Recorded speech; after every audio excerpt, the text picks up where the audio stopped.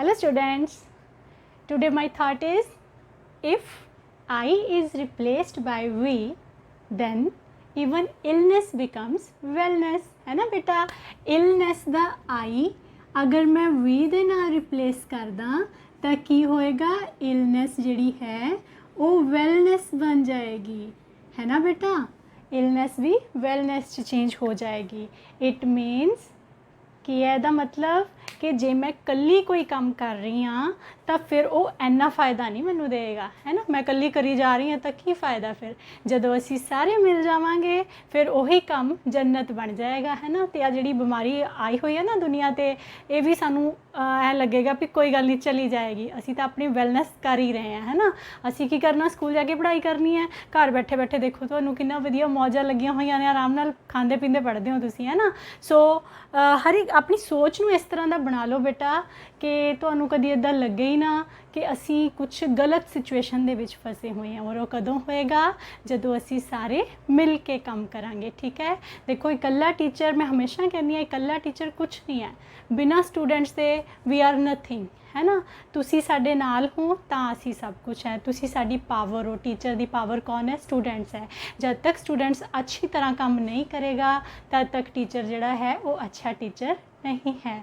अज असी अपने टॉपिक च करांगे बेटे जिहड़ी तुहाडी सैल्फ इंडक्शन है कल्ली कॉयल बारे, ते जदों म्यूचुअल इंडक्शन होएगी दो कॉयल्स मिलावांगे आई तो वी बनावांगे। ठीक है बेटे, चलो शुरू करते हैं।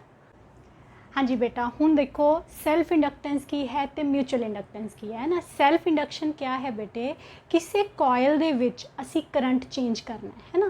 तुहानू पता है जो करंट चेंज करते हैं फ्लक्स चेंज होएगी तो उहदे विच इंड्यूस्ड EMF आएगा। सो असी करंट चेंज कर रहे हैं, इंड्यूस्ड EMF आ रही है ना। सो वो जी इंड्यूस्ड EMF है वो किसनू अपोज करेगी, लेंजिस ला लगा देना असी, वो अपोज करेगी जिहड़ी डायरैक्शन च करंट चेंज कर रहे हैं। जे आप करंट इनक्रीज़ कर रहे हैं तो जी EMF आएगी वो करंट में डिक्रीज़ करेगी। जे आप करंट डिक्रीज़ कर रहे हैं तो वो इनक्रीज़ करेगी इन सेम कॉयल। उस कॉयल दे विच EMF आएगी, उस कॉयल दे विच असी करंट चेंज कर रहे हैं। This is what is this is self induction. ठीक है बेटा। सो सैल्फ इंडक्शन इज़, ये बारे लिखो, it is the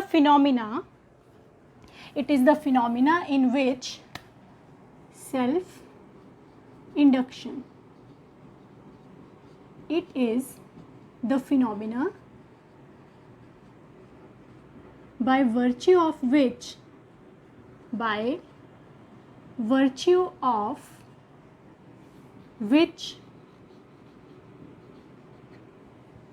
EMF is induced in a coil when magnetic flux linked with same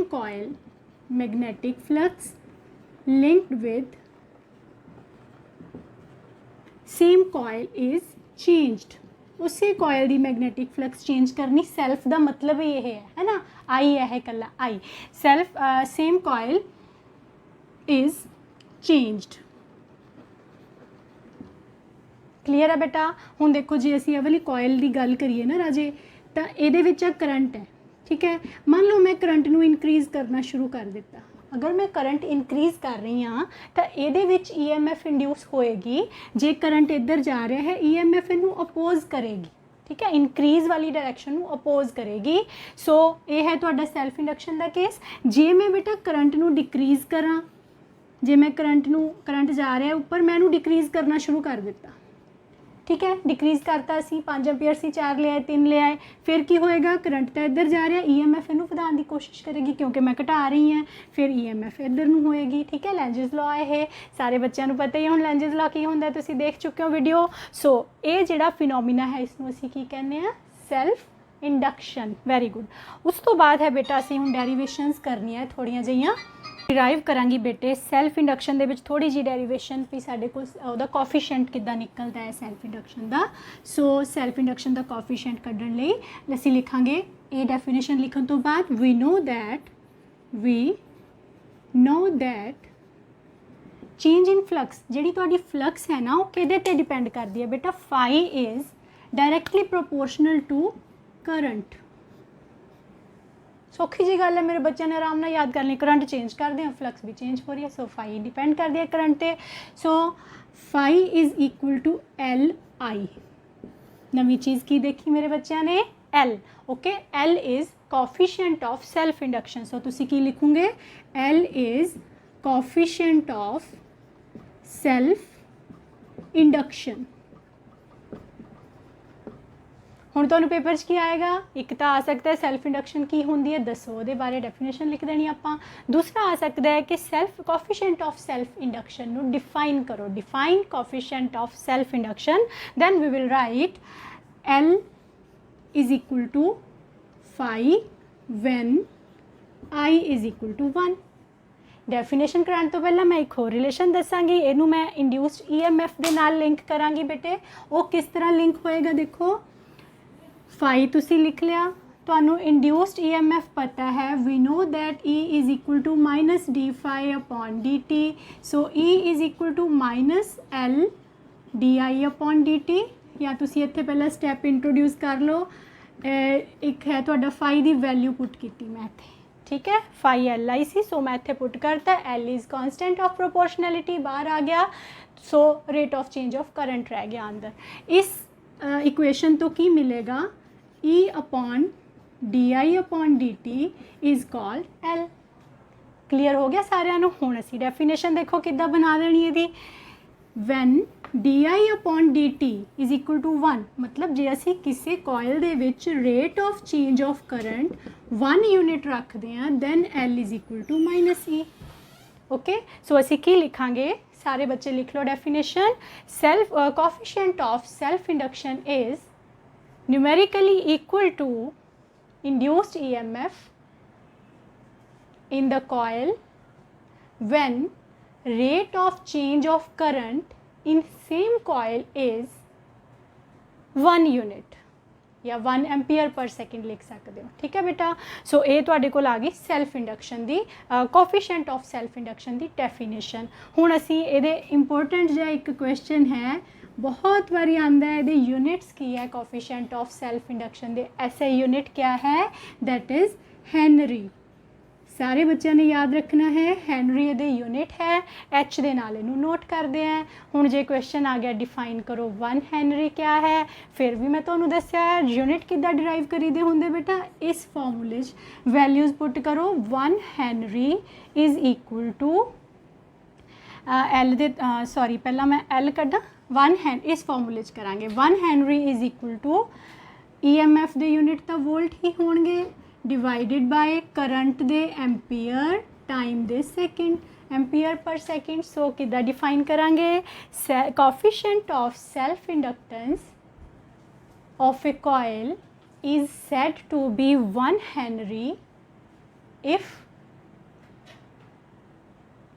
rate of change of current in that coil is 1 ampere per second and induced EMF in that coil is 1 volt।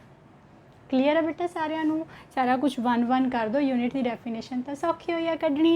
ये हो गया तुहाडे हुण self induction बारे, जिन्ना क तुहानू paper च पूछा जाता है, क्वेश्चन आएंगे सैल्फ इंडक्शन क्या है, सैल्फ इंडक्शन कोफिशिएंट क्या है, उहदे यूनिट्स क्या है, डायमेंशन क्या है। डायमेंशन भी कर लेने हैं, जे तुहानू रिलेशन ही पता लग गया, तुसी यूनिट ते डायमेंशन तो फटाफट बना लेने हैं। सो डायमेंशन की होएंगे एल, असी पहला ई दे डायमेंशन लिखांगे, माइनस साइन की तो जरूरत नहीं डायमेंशन दे विच, फिर असी करंट दे नीचे लिखने हैं, टाइम अपॉन डी टी है तो इनू उपर ही लै जाओ राजे। ई वोल्टेज है तो सारिਆਂ ਨੂੰ पता है, वर्क अपॉन चार्ज होंदा है ना, वोल्टेज इंटू डी टी है, divided by D I they dimension है। वर्क दे क्या होंगे बेटा, ML2T minus 2, force into distance, तो चार्ज दे की होंगे एम्पीयर इंटू टाइम, आई दे एम्पीयर, टाइम दे टी, ये वाला टी तो कैंसल ही हो गया, डायमेंशन बन गए ML2T minus 2 A minus 2।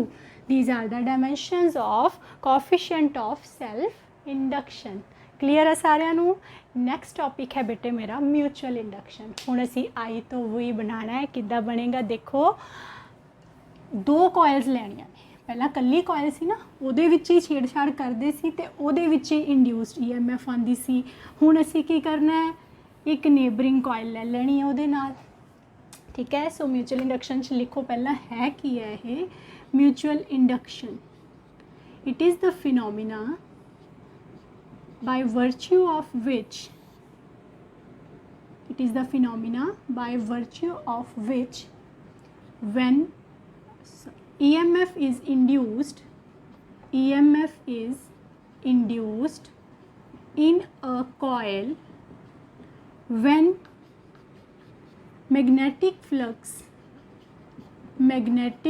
flux linked with neighboring coil is changed. Neighboring coil is changed. Magnetic flux linked with neighboring coil is changed. उस time ते असी जिहड़ी इंडक्शन इंड्यूस्ड EMF आएगी उन्होंने कहीं कहांगे कि म्यूचुअल इंडक्शन नाल आई है। हुण इहदा की मतलब है, देखो एक कॉइल इत्थे पई है, ओके, ये है आई कल्ली, वही कदों बन गई ਜਦੋਂ ਇੱਥੇ ਦੂਜੀ ਕੋਇਲ ਵੀ ਆ ਗਈ। ਹੁਣ ਕੀ ਹੋਣਾ ਬੇਟਾ, ਇਸ ਕੋਇਲ ਦੇ ਕਰੰਟ ਨੂੰ ਆਪਾਂ ਕੁਛ ਨਹੀਂ ਕਰਨਾ, ਆਪਾਂ ਨਹੀਂ ਛੇੜਨਾ ਇਹਨੂੰ, ਅਸੀਂ ਇਹਨੂੰ ਇਨਕਰੀਜ਼ ਡਿਕਰੀਜ਼ ਕਰਾਂਗੇ। ਜੇ ਮੈਂ ਇਹਨੂੰ ਇਨਕਰੀਜ਼ ਕਰ ਰਹੀ ਹਾਂ ਤਾਂ ਇਹਦੀ ਫਲਕਸ ਚੇਂਜ ਹੋਏਗੀ, ਉਹਦਾ ਇਫੈਕਟ ਇੱਥੇ ਆਪਣੇ ਆਪ ਹੋ ਜਾਣਾ, ਨੇੜੇ ਨੇੜੇ ਪਈਆਂ ਨੇ, ਨੇਬਰ ਹੈ ਨਾ ਇਹ। ਸੋ ਕੀ ਹੋਏਗਾ ਹੁਣ, ਇਹ ਆਈ ਜਦੋਂ ਅਸੀਂ ਇਹਦੇ 'ਚ ਚੇਂਜ ਕਰਦੇ ਹਾਂ ਤਾਂ EMF ਇਹਦੇ 'ਚ ਆਉਂਦੀ ਹੈ। ਜੇ ਮੈਂ ਆਈ ਇੱਥੇ ਡਿਕਰੀਜ਼ ਕਰਦੀ ਹਾਂ ਤਾਂ EMF ਜਿਹੜੀ ਹੈ, ਜੇ आई इधर ਨੂੰ ਜਾ ਰਿਹਾ ਹੈ ਤਾਂ EMF ਇੱਧਰ ਨੂੰ ਜਾਏਗੀ ਨੇਬਰਿੰਗ ਕੋਇਲ ਦੇ ਵਿੱਚ, ਠੀਕ ਹੈ। ਜੇ ਮੈਂ आई ਇਨਕਰੀਜ਼ ਕਰਦੀ ਹਾਂ ਤਾਂ ਕੀ ਹੋਏਗਾ, EMF ਜਿਹੜੀ ਹੈ ਉਹ ਅਪੋਜ਼ ਕਰੇਗੀ, ਕਿਉਂਕਿ ਜੇ ਇਹਦੀ ਇਨਕਰੀਜ਼ ਹੁੰਦੀ ਫਲਕਸ ਇਹਦੀ ਵੀ ਨਾਲ ਹੋ ਰਹੀ ਹੈ, ਇਹਦੀ ਡਿਕਰੀਜ਼ ਹੁੰਦੀ ਇਹਦੀ ਵੀ ਹੋ ਰਹੀ ਹੈ। ਸੋ ਬੇਟਾ ਇਹ ਹੈ ਤੁਹਾਡੀ ਮਿਊਚੁਅਲ ਇੰਡਕਸ਼ਨ। ਕਲੀਅਰ ਹੈ ਸਾਰਿਆਂ ਨੂੰ? ਤੁਸੀਂ डायग्राम तो सिर्फ समझाने वास्ते तुसी आ याद रखना है। उस तो बाद ये केस च फिर असी लिखांगे जिहड़ी फ्लक्स है वो करंट दे नाल चेंज हो रही है। So flux is directly proportional to I and phi is equal to M I. Here M is coefficient of mutual induction. M क्या है? Coefficient of mutual induction. Clear है सारिਆਂ ਨੂੰ? ਹੁਣ ਤੁਹਾਨੂੰ एम मिल गया ना बेटा। ਹੁਣ ਅਸੀਂ ਕੀ करना है फिर वही we know that E is equal to minus D phi upon D T. ਜਿਹੜੇ ਮੇਰੇ ਬੱਚਿਆਂ ਨੂੰ ਇਹ ਰਿਲੇਸ਼ਨ नहीं पता ਉਹ पिछली वीडियो देखो बेटा, ਅਸੀਂ ਉਹਦੇ 'ਚ सारा कुछ किया होया है। So D phi upon D T है minus D upon D T, इत्थे आ गया एम आई, एम तो कॉन्स्टेंट है, D I upon D T ये आ गया ई दे बराबर। इत्थों एम की वैल्यू कढ़ लो, minus E upon D I upon D T. Define कर सकते हो एम नून। कोफिशिएंट ऑफ म्यूचुअल इंडक्शन क्या है? It is defined as or you can say that it is numerically equal to EMF induced in a coil when rate of change of current in neighboring coil। ठीक है बेटा, हूँ EMF एक हो या neighboring coil change हो रही है, rate of change of current in ਉਹਦੇ 'ਚ ਅਸੀਂ ਲਿਖਿਆ ਸੀ सेल्फ विच सेम coil, ਇੱਥੇ ਆਪਾਂ ਲਿਖਾਂਗੇ neighboring coil is 1 ampere per second. Clear है? उस टाइम पे m माइनस ई दे बराबर हो जाएगा। सो m की डेफिनेशन निकल गई। यूनिट्स बेटा सेम ही है, ਤੁਹਾਨੂੰ ਬਹੁਤਾ याद करने ਲਈ रटे मारन की लोड़ ही नहीं है। ਜਿਹੜੇ यूनिट ਉਹਦੇ है वो ਇਹਦੇ है, ये दोनों हैनरी, ठीक है, क्योंकि ये भी E upon D I upon D T ही है। सो डायमेंशन भी सेम ही होंगे। डायमेंशन तुसी जे डिराइव करने आ गए तो पहला की तरह ही करने हैं, M L two T minus two A minus two. Clear है बेटे सारिਆਂ ਨੂੰ? ਹੁਣ देखो असी एम भी कर लिया, एल भी कर लिया, है ना। ਹੁਣ ਇਹ ਛੋਟਾ ਜਿਹਾ ਪੋਰਸ਼ਨ ਸੀ ਤੁਹਾਡਾ ਜਿਹਦੇ ਵਿੱਚੋਂ ਕੁਐਸਚਨ ਮਤਲਬ ਜਿੰਨੇ ਕੁ ਮੈਂ ਦੇਖਿਆ ਜਨਰਲੀ ਪੇਪਰ 'ਚ ਜਿਹੜੇ ਆਉਂਦੇ ਆ, ਜਾਂ ਤਾਂ ਆਇਆ ਆਉਂਦਾ ਸੈਲਫ ਇੰਡਕਸ਼ਨ ਹੈ ਕੀ ਹੈ ਜਾਂ ਕੋਫੀਸ਼ੀਐਂਟ ਬਾਰੇ ਪੁੱਛਣਗੇ ਇਹਨਾਂ ਦੇ, ਹੈ ਨਾ, ਇਹਦੀ ਯੂਨਿਟ ਜਾਂ ਡਾਇਮੈਂਸ਼ਨ। ਬਾਕੀ ਤੁਹਾਡੇ ਦਿਮਾਗ 'ਚ ਕਲੈਰਿਟੀ ਹੋਣੀ ਚਾਹੀਦੀ ਹੈ ਕਿ ਸੈਲਫ ਇੰਡਕਸ਼ਨ ਸੈਲਫ मतलब उसे कोयल चेंज करांगे जिथे भी आप एप्लीकेशन तो कोई दिसती है ना, आप उसे कोयल चेंज करते हैं तो उत्थे ही इंड्यूस्ड EMF आ रही है।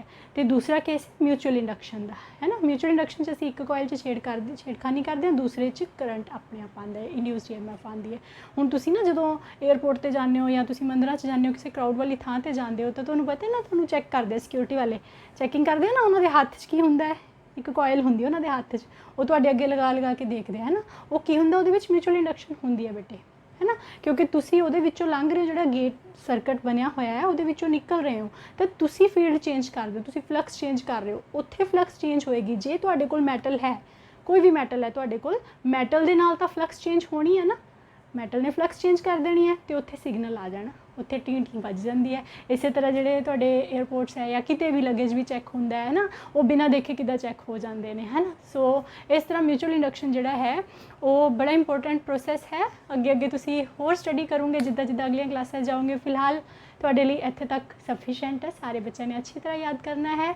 ਆਲ ਦਾ ਬੈਸਟ, ਥੈਂਕ ਯੂ।